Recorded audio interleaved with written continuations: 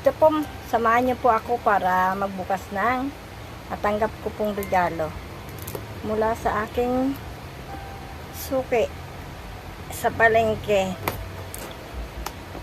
Ngayon lang po ako magbubukas. Samahan niyo po ako. Magbukas po tayo ng regalo. Ngayon lang po ako nagkaroon ng time na magbukas ng regalo.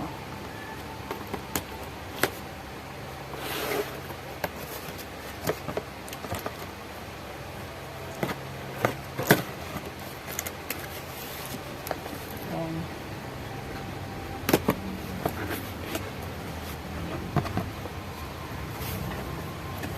Surprise! Ayan, meron po akong bago na naman na rice cooker. May rice cooker na naman po akong bago. Ito po ang binigay po sa akin sa suki ko po sa palengke, yung nagtitinda po ng gulay. Ito po ang bigay niya po sa akin. Tuwing December naman po ay nakakatanggap po ako sa kanya ng regalo. Binibigyan niya po ako. Kaya maraming salamat sa regalong natatanggap, mga binibigay. May bago na naman po akong rice cooker. Yan. Ang ganda ng ano. Kaso maliit po ito sa sa tindahan ko, maliit po ito. Pangbahay lang po ito. Kulang po sa tindahan. Ang bagay sa akin sa tindahan yung malaki. Ito po maliit, pang ano lang po ito, pang bahay. Hindi po pwedeng pang hanap buhay. Kasya lang po ito sa aming mag-iina pag ako ay nagsaing. Ayan, maliit po, pero kahit po ano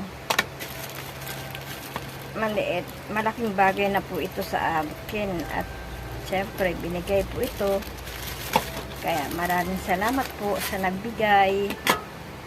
At mayroon na naman po akong bagong rice cooker. Ayan, gagamit po ako ng mag-steam. Meron po ako, may steamer din po ako, kaso ito, pwede pag konti lang i-steam mo, pwede na rin po ito. At meron po ako ipapakita sa inyo. Ito po, nabuksan ko po ito. Galing po ito kay Mami Norris. Ngayon ko lang po pinakita sa inyo. Gulat na gulat po ako nung dumating to, at nung ikinasal po yung anak ko, wala po kami dito sa bahay. Tapos ang nakatanggap po nito ay ang aking anak, kasi hindi po siya sumama sa kasal. Siya po ang nakatanggap. Pagdating namin, sabi niya may dumating daw po sa amin na regalo, ay wala pong pangalan. Kaya natakot po ako nung dumating po ito, kasi wala pong pangalan. Tapos bakit nakarating din dito sa amin kung kanino man tong kawali na to. Kaya kung hindi po ako chinat ni Mami, hindi ko po malalaman na kay Mami Norris pala ito galing, kasi wala po siyang pangalan kung kanino man itong nanggagaling. Kaya ito po ay nabuksan ko kaagad para malaman ko po kung kanino po nanggagaling itong regalo na to. At wala pong pangalan. Kung paano nakarating sa amin na walang pangalan, at kung kanino niya binibigay itong kawali na to, nalaman ko po nung chinat po ako ni Mami Norris. Kaya Tuwang-tuwa po ako nung dumating to. Nung nalaman ko pong galing po ito kay Mami Norris.